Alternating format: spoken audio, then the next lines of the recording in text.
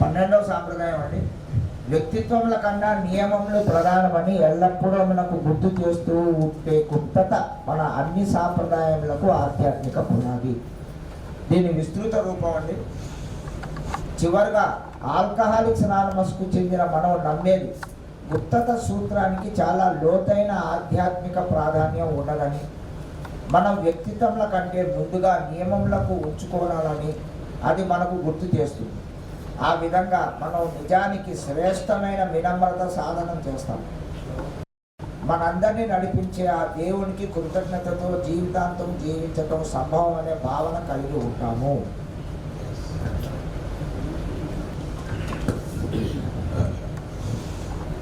పన్నెండవ సాంప్రదాయం గురించి మాట్లాడుతూ ఆయన తన సొంత అనుభవాన్ని చెప్పినట్టు ఏకి వచ్చిన మొదటి రోజు వచ్చి మీటింగ్లో కూర్చోగానే ఒక సభ్యుడు లేచి, నేను తాగుబోతునే, నా పేరు ఇది చెప్పాను. కానీ నేను గుండెలో రాయబడ్డా. ఎందుకంటే ఈ మీటింగ్కి రాకముందు చివరి 5 సంవత్సరాలు ఆయన చేసిన ఏకైక ప్రయత్నం ఏంటి అంటే ఆయన్ని తాగుబోతుగా గుర్తించకూడదు, ఆ పేరుతో నన్ను పిలవకూడదు. దానికోసం ఆయన సమాజానికి ఇచ్చిన ముఖ చిత్రం ఏంటంటే, నేను చాలా పరువు గల కుటుంబం నుంచి వస్తాను, మంచి నేను వృత్తి చేయగలను, తాగుతూ కూడా డబ్బులు సంపాదించగలను, పేరుంది, ప్రతిష్ఠ ఉంది, ఈ ఉండేది. కానీ పోతూ పోతూ పోతూ అంటే మొదట్లో ఆయన ఏని చూడటానికి వచ్చాడు, భయంగా, ఎవరిని నమ్మలేదు. కానీ కొన్ని రోజులు పోయిన తర్వాత నెమ్మదిగా మిమ్మల్ని నమ్మటం మొదలుపెట్టింది. ఆయన అంగీకరించుకున్నాడు, అవును నేను కూడా తాగుపోతూనే, నాకు ఈ అవసరమే. ఇలా 5-6 నెలలు గడిచిన తర్వాత ఆయన చిన్న బాధ్యతలు ఇవ్వడం మొదలుపెట్టింది. కుర్చీలయ్యి, ఈ బోర్డు మీద రాయి, ఇలా చిన్న చిన్న బాధ్యతలు ఇవ్వడం ఇస్తుంటే ఈయనకు అప్పటికి వృత్తిపరంగా ఏంటంటే ఆయన ఒక సంస్థలో జనరల్ మేనేజర్గా పనిచేస్తుంది. నేనేంటి జనరల్ మేనేజర్ ఏంటి, ఈ పనులు చేయడం ఏమిటి అని నాకు మొదట్లో అనిపించినా కూడా నేను నా ఇంట్లో పని చేసుకోవట్లేదా, అలాగే నా గ్రూప్లో నేను ఎందుకు ఈ పని చేయకూడదు అని చెప్పి చేయడం మొదలు. దాని తర్వాత ఇంకొన్ని రోజులకి ఆయనకి గ్రూప్ లెవెల్లో ఓ సెక్రటరీగాను బాధ్యత ఇచ్చినప్పుడు నా ఏ గ్రూప్ బాగుంటారు, నా ఏ మీటింగ్లకి ఎక్కువ మంది సభ్యులు రావాలి, వచ్చిన వాళ్ళందరూ సోబరైపోవాలి, దీంట్లో మంచి మంచి టాపిక్లు ఇవ్వాలి, బర్త్డేలు బాగా జరగాలి, ఇటువంటి అన్ని కోరికలు పెరిగి. అంటే మొదట్లో ఏంటి ఏ మీది నేను చూడటానికి వచ్చాను. 2 ఏ మనది అనే అంగీకారానికి వచ్చాను. దాని తర్వాత ఏ నాది అనే స్టేజ్, ఇలా మార్పులు. దీని తర్వాత గ్రూప్ బయట సేవలు, సమాజంలోకి వెళ్ళటం, డాక్టర్లని కలవటం, గవర్నమెంట్ ఆఫీషియల్స్ని కలవటం, వృత్తి నిపుణుల్ని కలవటం. వీళ్ళతో ఎప్పుడైతే నేను ఏదన్నా మాట్లాడుతుంటే నేను ఏగా మాట్లాడుతున్నాను, అప్పుడు నేనే నన్ను చూసే వాళ్ళు ఏని ఐడెంటిఫై చేస్తారు, నేను చెప్పిన దాన్ని బట్టే వాళ్ళు ఏని ఇచ్చేస్తారు. అయినప్పుడు నేనే అయిపోయాను. ఈ మార్పుల్ని సోబరైటీ లైఫ్ సైకిల్ అంటారు. ఇది దాదాపుగా మనందరి జీవితాల్లో ఏదో ఒక సమయంలో జరుగుతుంది. ఇలాగే ఏ సమూహానికి కూడా జరిగింది. మొదట్లో వచ్చినప్పుడు చాలా భయంగా ఉండేవారు. ఎందుకంటే ఈ ఎనానిమిటీ ఏదైతే గుప్తత రహస్యంగా ఎందుకు ఉండేవాళ్ళంటే మేము దీని గురించి మాట్లాడితే మా చుట్టుపక్కల ఉన్న సమాజంలో మేము ఏదో చిన్న చిన్న వ్యాపారాలు చేసుకునేవాళ్ళు దీనిపైన మాకేమన్నా ప్రభావం పడుతుందేమో అనే భయంగా జీవించేవాళ్ళు. కొన్ని రోజులు గడిచిన తర్వాత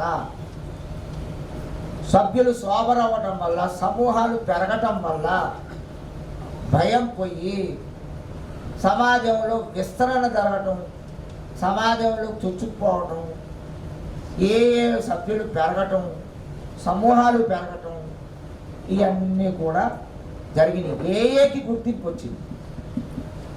ఆ ఏఏకి వచ్చిన గుర్తింపుని నా వ్యక్తిగత దానికి నేను ఎప్పుడైతే వాడుకోవటం మొదలు పెడతానో దానికి మధ్యేయ మార్గమే ఈ ఆధ్యాత్మిక పునాది. నువ్వు మరీ భయంగా బతకబాకు, అలాగే నిన్ను నువ్వు ప్రమోట్ చేసుకోబాకు. ఈ రెండుటికి ఉన్న మధ్యేయ మార్గం కనుక్కోవటమే 12వ సాంప్రదాయంలో భాగం చెప్తుంది.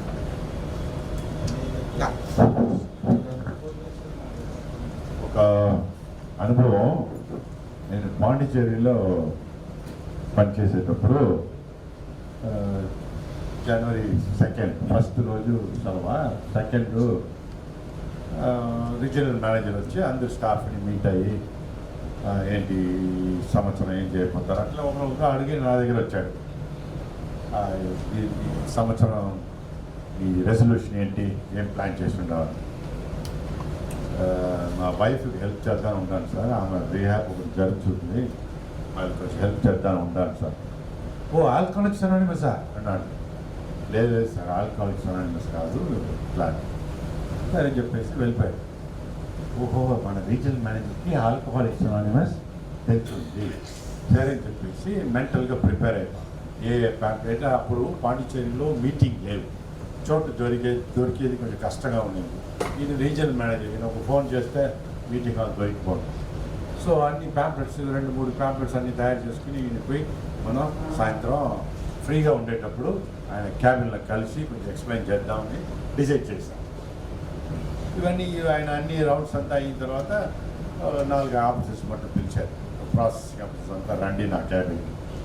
సరే మేము అందరూ 4 వెళ్ళాం. వెళ్ళేటప్పుడు బిజినెస్ గురించి అన్నీ మాట్లాడేసి, చూడండి personal loan, housing loan, education loan ఇవన్నీ వచ్చును. వాళ్ళు మీరు ఇంటర్వ్యూ చేసేటప్పుడు వాళ్ళు కడతారని మీకు తెలిస్తే ఒక 2-3 పేపర్ లేకపోయినా శాంక్షన్ చేయండి, నో ప్రాబ్లం, నేను సంతకం పెడతా, నో ప్రాబ్లం. కానీ అన్ని పేపర్స్ పక్కగా ఉన్నాం, తాగుబోతుగా ఉంటాడు, శాంక్షన్ చేయవద్దా. హాఫ్ అన్ అవర్ ముందే ఈయన ఆల్కహాలిక్స్ అనానిమస్ గురించి తెలుసు, ఈయనతో చెప్పి చేద్దామని నేను ఆ కంగారు పడి ఆయన దగ్గరికి సార్ నేను ఒక తాగుబోతుడు, నేను ఇలా ఉన్నాను అలా ఉన్నంటే ఆ ప్రాసెసింగ్ ఆఫీసర్ డెస్క్ నుంచి డిస్మిస్ చేసి వేరెక్కడో పెట్టేస్తాడండి. సో కంగారు పడకుండా జాగ్రత్తగా ఎక్కడ అనానిమిటీ బ్రేక్ చేయాలా, ఎక్కడ చేయకూడదని ఫియర్ అదంతా చెప్పాడు కదా. సో చాలా చాలా జాగ్రత్తగా ఉంది.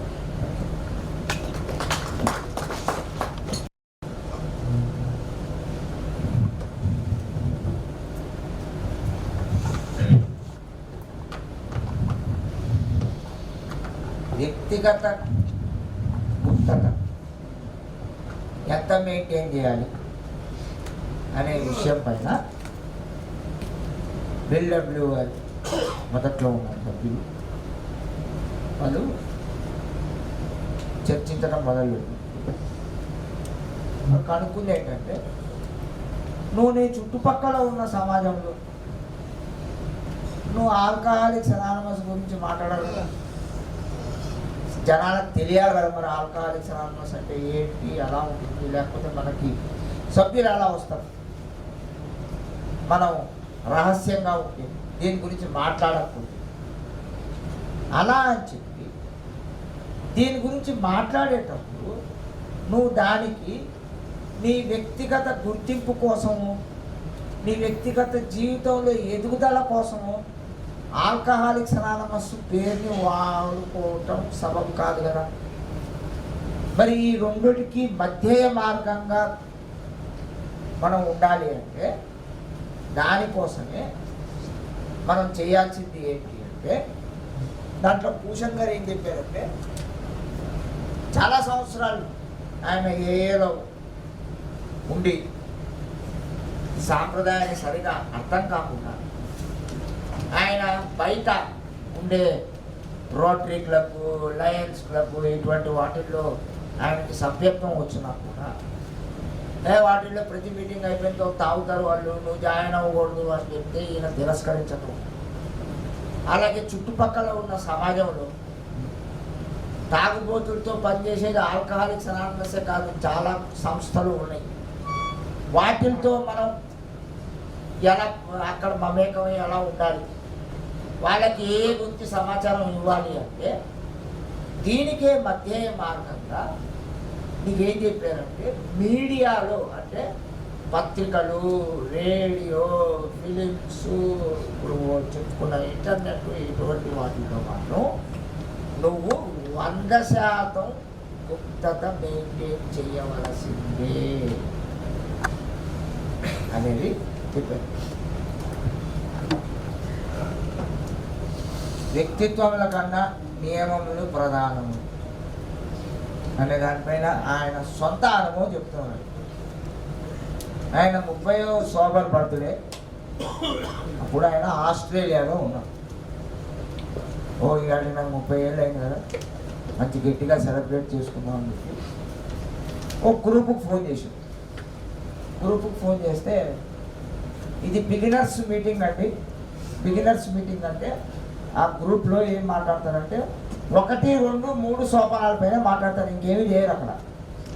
ఇది ఆ మీటింగ్ అండి, సారీ అని చెప్పి ఇంకో గ్రూపుకి ఫోన్ చేశాడు, చుట్టుపక్కల ఉన్న గ్రూప్.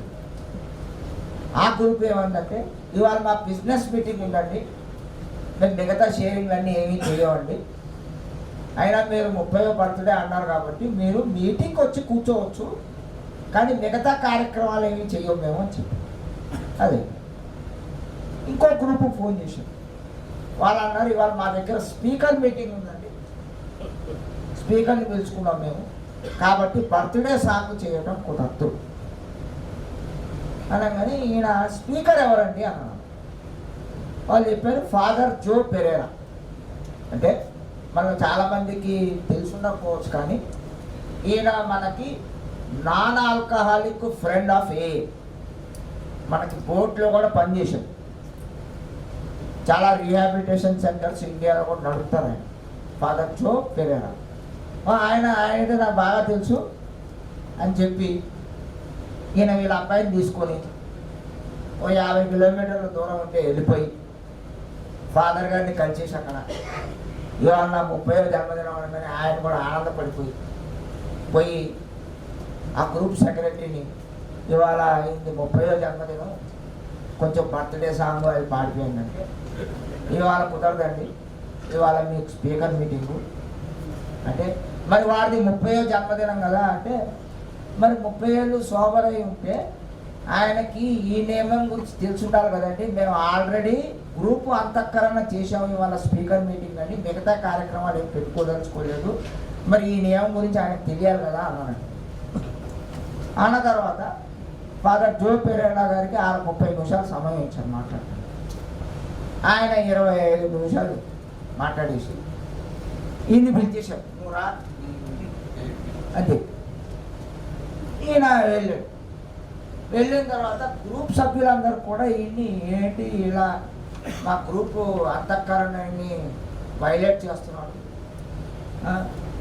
అని చెప్పి ఈయన కళ్ళు ఒక చూపు చూస్తే, ఈయనకి మనము ఎంత వినయంగా ఉందామని నటించినా లేదా వినయం అనే ముసుగులో బతుకుతున్నా కూడా అహంకారం అనేది మనతోనే ఉంటుంది. దీనికి ఆయన 30వ జన్మదినానికి కృతజ్ఞత వ్యక్తపరచాల్సింది బదులు ఆయన ఉన్న సమయంలో నేను ప్రపంచవ్యాప్తంగా ఏ రకమైన సేవలు చేశాను, ఏలో గ్రూప్ లెవెల్ నుంచి వరల్డ్ సర్వీసెస్ వరకు అని చెప్పుకోవడం మొదలుపెట్టి ఉన్న ఆ చిన్న సమయం చెప్పుకున్న తర్వాత ఈయనకి ఏమర్థమైందంటే నేను ఎంత మూడుకునేరా, చేయాల్సింది ఏంటి, నేను చేస్తుంది ఏంటి అంటే ఆ అహంకారం నన్ను ఇలా ప్రేరేపించింది. నేను ఒక నిజంగానే జరుపుకుందామని అనుకుంటే ఆ రోజే నేను చేసుకోవాల్సిన అవసరం లేదు. నేను తర్వాత కూడా ఎప్పుడైనా జరుపుకోవచ్చా, మరుసటి రోజు దాని తర్వాత వాళ్ళను పిలవచ్చు, నేను చేసుకోవచ్చు. కానీ నేను ఆ రోజే అక్కడికి పోయి నేనేంటో చూపించుకోవాలి, వాళ్ళకి నేనేమి సాధించానో చూపించుకోవాలి. ఇదే అతిపెద్ద ఆయన జీవితంలో జరిగిన ఉదాహరణ. ఏంటి అంటే వ్యక్తిత్వంగా నన్ను నేను ఎలా ప్రమోట్ చేసుకుంటాను గ్రూప్ నియమాల కన్నా కూడా. అందుకే నియమాలు ఎప్పుడైనా ముందొస్తాయి అనేది నాకు తెలిసినా కూడా దాన్ని నేను ఎలా ఉల్లంఘించాను అని చెప్పాను.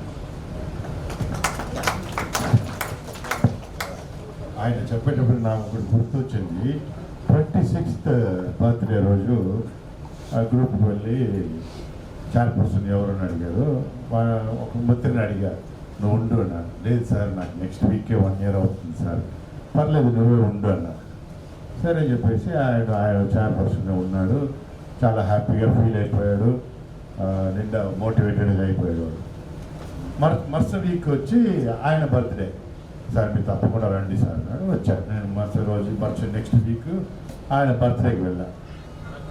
వాళ్ళు ఒక లిస్ట్ పెట్టుకున్నారు. సరే అని చెప్పి షారింగ్ పిలుస్తూ ఉన్నారు. నెక్స్ట్ పిలుస్తాడో ఏమో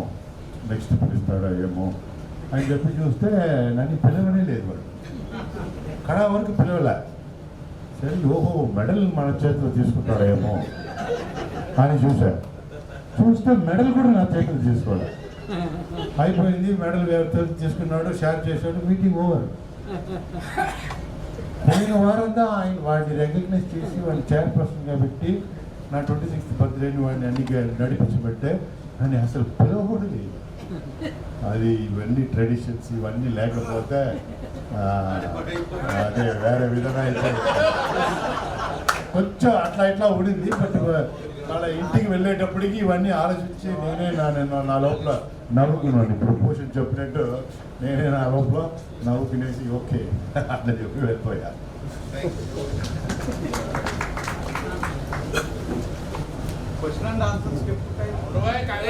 అయిపోలేదు ఇంకా ఏదైపోయింది ఏమవ్వలేదు. 4 గంటల ప్రిన్సిపల్స్ బిఫోర్ పర్సనాలిటీ ట్రాన్స్లేషన్ అవ్వాలి. No problem. We are not principles, so we are personalities. You don't follow us. వ్యక్తిత్వముల కన్నా నియమములు. మొదట్లో వ్యక్తిత్వములు పైన నియమములను ఉండేదండి సాధనం. 1946 49 వచ్చేవరకు దీన్ని వ్యక్తిత్వముల కన్నా నియమాలని మార్చడం జరిగింది. దీని అర్థం ఏమి అసలు, ఎందుకు ఏలోకి మనందరం కూడా ఇదొక ఫెలోషిప్, మిత్రమండలి. దీంట్లో అందరం మనం మనుషులమైనా, అందరం మనం వ్యక్తులమైనా, దీంట్లో ఒకరి నుంచి ఒకరు సహాయం పొందాంగా. తాగుతున్నప్పుడు నా ఇంటికి ఎవరో ఒకళ్ళు వచ్చి నన్ను మీటింగ్కి తీసుకురావడం, లేదా నేను ఏలోకి వచ్చిన తర్వాత నాకు కార్యక్రమాన్ని అందజేయడం, ఇవన్నీ చేశాను. అలాగే నా జీవితాన్ని సక్రమంగా ఎలా నడుపుకోవాలి మార్గదర్శకత్వం మీరు ఇచ్చారు.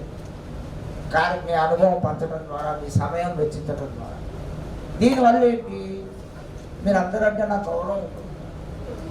ఎస్పెషల్గా నాకు సహాయం అందించిన వాళ్ళు, నా జీవితాన్ని మార్చడానికి నాకు తోడ్పాటు అందించిన వాళ్ళు, కార్యక్రమాలు అందించిన వాళ్ళు, వీళ్ళందరూ అంటే నాకు గౌరవ మర్యాద విషయం.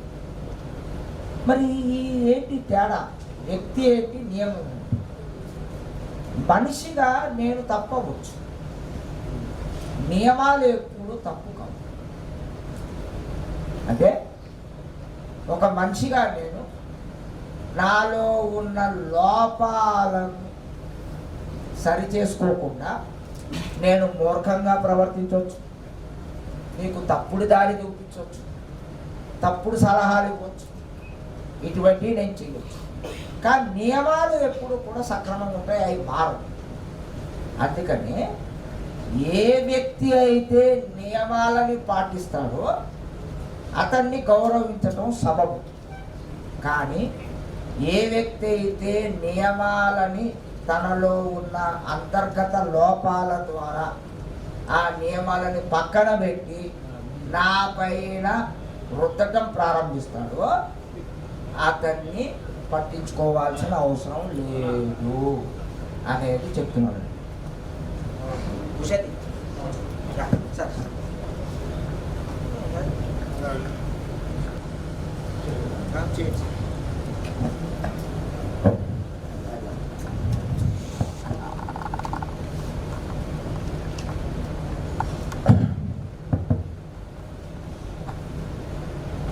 Principles before personalities. అది ఇది అంత ఈజీగా ఫాలో అవ్వడం నాకు తెలిసి కొంచెం కష్టమే. ఎందుకంటే హ్యూమన్లీ యాజ్ ఎ వ్యక్తిగా, ఒక హ్యూమన్గా, సైకలాజికల్గా ఒకరికి నచ్చితే ఆయన ఏం చెప్పినా వింటారు, నమ్ముతారు. ఆయన తప్పుగా చెప్తే కూడా నమ్ముతారు. ఒక్కరిని నచ్చకపోతే ఆయన రైట్గా చెప్పినా వినరు. ఇది హ్యూమన్ టెండెన్సీ, హ్యూమన్ సైకాలజీ. మీరు కావాలంటే చూడండి, క్రికెట్ ప్లేయర్స్, పొలిటీషియన్స్. మనం ఒక ప్లేయర్ నచ్చితే వాడు ఎట్లా ఆడినా మనం అప్రిషియేట్ చేస్తాం. ఒక మంచి ప్లేయర్ బాగా ఆడితే కూడా వాడికి నచ్చకపోతే మనం చేయం. పొలిటీషియన్స్, పేపర్ కూడా, న్యూస్ పేపర్ చూడండి, అన్ని న్యూస్ పేపర్ చదువుతామా? కాదు. మనకు నచ్చిన న్యూస్ పేపరే కొంటాము, మనకు నచ్చిన న్యూస్ పేపర్ ఎడిటరే చదువుతాం. వాడు ఏం రాసినా నమ్ముతాం, తప్పుగా రాసినా నమ్ముతాం. సో ప్రిన్సిపల్స్ ముందు తేవడం అనేది అంత ఈజీ కాదు, చాలా చాలా టఫ్. అది చాలా పెద్ద గొప్ప క్వాలిటీ కావాలి. అందుకే మీరు చూసారంటే మన 12/12 ఫస్ట్ పేజీలోనే ఏం రాశాడంటే, until he so humbles himself, sobriety, if any, will be precarious in vision.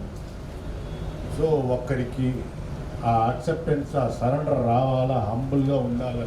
ఉండకపోతే సొబ్రైటీని ఒకటి ఉంటే అట్లా ఇట్లా తిరుగుతారు. ఎప్పుడైనా ఏదైనా అవ్వచ్చు. ఇది మనం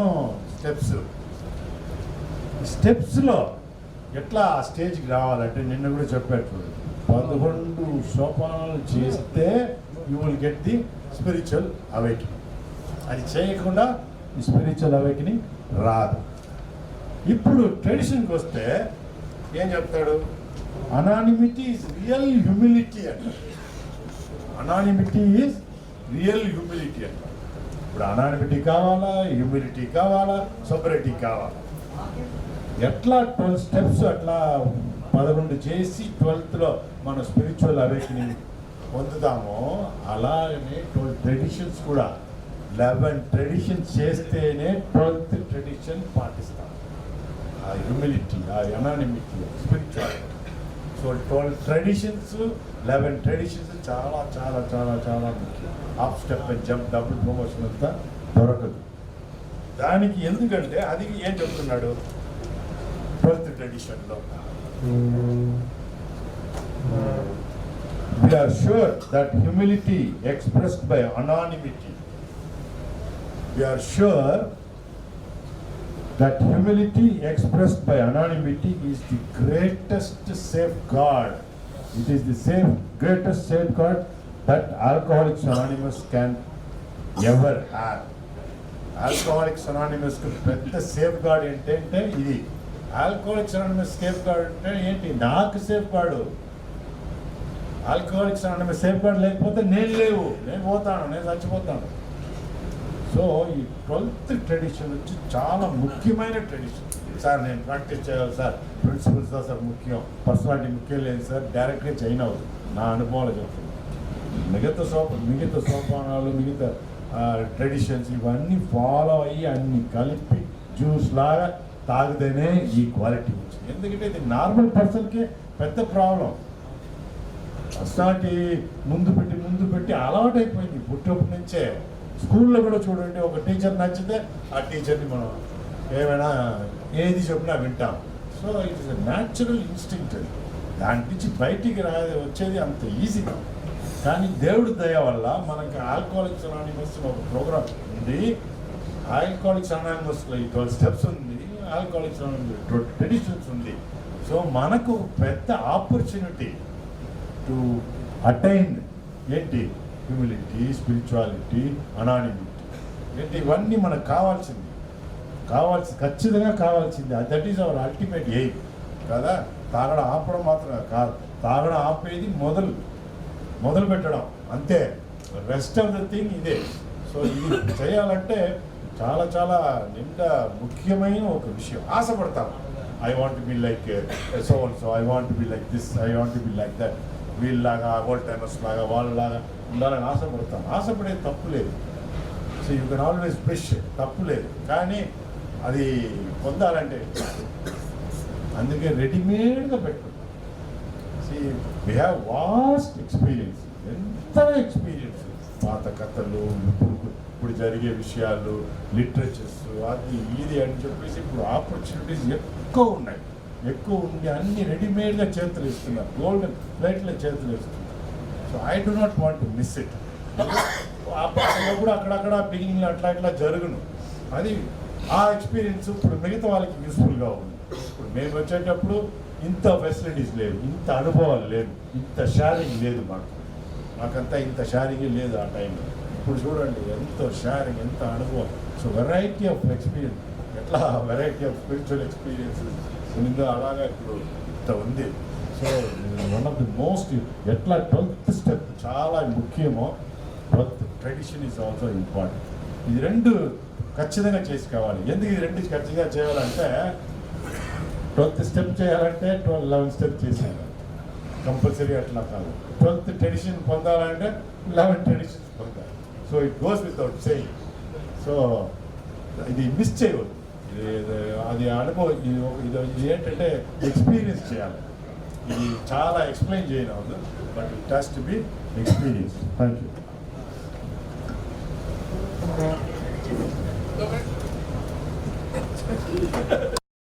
లక్కీ చెక్ లిస్ట్ రెడీగా ఉన్నాడు. చెక్ లిస్ట్ కంటే ముందు ఈ 12వ సాంప్రదాయం ఏంటంటే మన నుంచి ఫెలోషిప్ కాపాడు. కొత్తగా వచ్చిన 1 సంవత్సరం 2 సంవత్సరాలు వాడడం వల్ల ఇది ఇంకా అర్థం అవ్వదు. నాలాంటి వాళ్ళే ప్రాబ్లం. సోకాల్డ్ ఓట్ టైమర్స్ మాకు వస్తుంది ప్రోగ్రామ్ ప్రైడ్. నేను ఇంతమందిని తీసుకొచ్చా, వీడిని నేను తీసుకొచ్చా, చాలా उधर पड़ा रहता था, उसको मैं लेके तो मेरा बात सुनना चाहिए. నిన్ను నేను తీసుకొచ్చాను, నా మాట వినాలి. మరి ఈ గ్రూప్ నేను పెట్టాను, నా మాట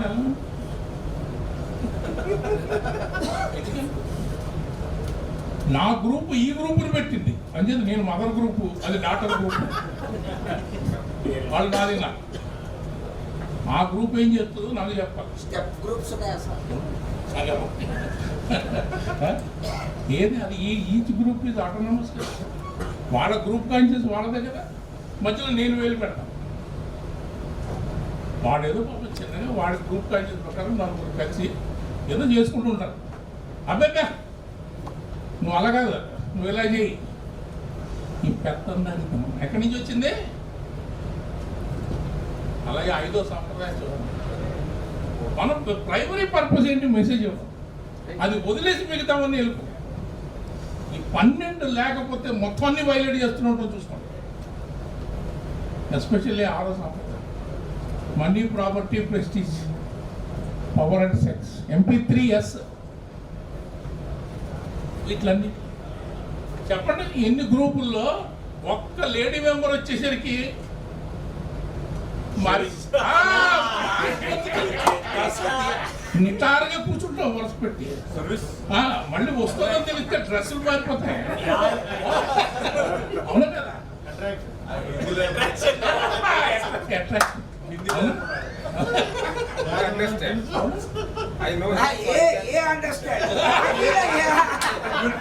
లాంగ్వేజ్ అది హార్డ్. ఓల్డ్ టైమర్లో హక్కులు ఇచ్చుకోవడం మొదలెడతారు. హక్కులు మామూలుగా కొత్త వస్తే ఇస్తావా హక్కు? అతను బాద్ మే బాత్ కరేంగే. ఇవి వీటి నుంచి ఉంటాం. ఏం చేయాలో మనం శాసిస్తాం. మళ్ళీ రెండోది ఏంటి, ఏం చెయ్యొద్దంటే చెప్తాం. మరి డబ్బులు ఇవ్వద్దురా, ముందు డబ్బులు ఇస్తాం. Money property form. ఎందుకంటే వాడికి ఇవాళ రోజు ఇచ్చిన 100 రూపాయలు రేపు పొద్దున్న వాడు మాట వింటాడు ఆశ. మాకు ఇక్కడ బేగంపేటలో మీటింగ్ ఉండేది. మీటింగ్లో మంచి మెంబర్, ఇప్పటికీ మంచి మెంబర్ వస్తుంటాడు వెళ్తుంటాడు. ఎప్పుడైనా వచ్చే మెంబర్ ఒక ఆయన వచ్చాడు. లోపలికి వచ్చి, సార్ పాప ఆయన కనిపించారు సార్, పర్సు మర్చిపెట్టా, ఇప్పుడే 100 రూపాయలు అడిగాడు, 500 ఇచ్చి వచ్చాను. మళ్ళీ 4 రోజుల మెంబర్ రాలేదు. మళ్ళీ పండగ. ఇది మనం చేస్తాం. అప్పులు ఇస్తాం. ఒక స్పిరిచువల్గా ఉంచమన్నది. This is the spiritual fellowship. ఇతర వ్యవహారాల్లో విచక్షణ వాడండి. రాత్రి రూమ్లో పేకాడుకుంటారు, పేకాడలో దెబ్బలాడుకుంటారు. మళ్ళీ వచ్చి పక్కపక్కన కూర్చొని వింటారా? అందులో సిగ్గులే. అవసరమా చెప్పండి? చెయ్యకూడని పనులన్నీ మేమే చేస్తున్నాం. ఒక్కసారి ఆలోచించుకోండి. ఒళ్ళు మీ చేసి నేను చెప్తున్నాను, నీకంటే అంత పెద్దవాళ్ళ గురించి మాట్లాడేస్తా. నా సంగతి చెప్తున్నా. ఎప్పుడైతే మనం పెత్తందారితనం చేయడం మానేస్తామో, మళ్ళీ మనకు అవగాహన లేదు, అర్థం కాదు. ఫెలోషిప్లో ఎనాలిమెంట్ ఎవడు చెప్పాడా? ఫెలోషిప్లో ఎనాలిమెంట్ ఉందా? వరల్డ్ సర్వీస్కి ఇచ్చారు. Full names including surnames are published. Anonymity is protected only by faces. That's all. Even the photographs are taken, but your full names are protected. You are not anonymous with the actor Rajara. Press, radio, films, civil society lo anonymous lo unte, who will send you the newcomers? Who is going to see your example of sobriety? అసలు వాళ్ళు సోబరా ఉన్నామని నువ్వు తాగుపోతుంది, పక్కింటోడికి తెలియపోతే నీ దగ్గర ఎవరు పంపుతాడు? రేపు పొద్దున నా కొడుక్కి వాడి ప్రాబ్లం వచ్చి వాడికి ఏ అవసరం అయితే ఇవాళ నేను దాక్కుంటే మీటింగ్ ఎక్కడి నుంచి వస్తుంది? అవి వదలాలంటే మీరు ఎప్పుడు మిమ్మల్ని మీరు తొక్కుకోవాలి. ఎవడో తొక్కడం కాదు. నేను నాది, నా ప్రతిష్ట, నా పరువు, నేను ఇది పీకను. ఏది పీకింది? ఒక్కసారి 10 ఏళ్ళు వెనక్కి వెళ్తే అప్పుడు ఏం పీకారు? ఎవడన్నా సరే, ఆయన 33 ఏళ్ళు వెళ్తాడు, ఆయన 37 ఏళ్ళు వెళ్తాడు, నేను 16 ఏళ్ళు వెళ్తాను. ఏం చేసేవారు? Last remember last 15 days of that నుంచి then tell me what I through con I will take simple lecture or just take one very deep then let us. అది ఎప్పుడైతే మనం అలవాటు చేసుకుంటామో ఆ 12వ సాంప్రదాయం నీలో అహంకారాన్ని తీర్చి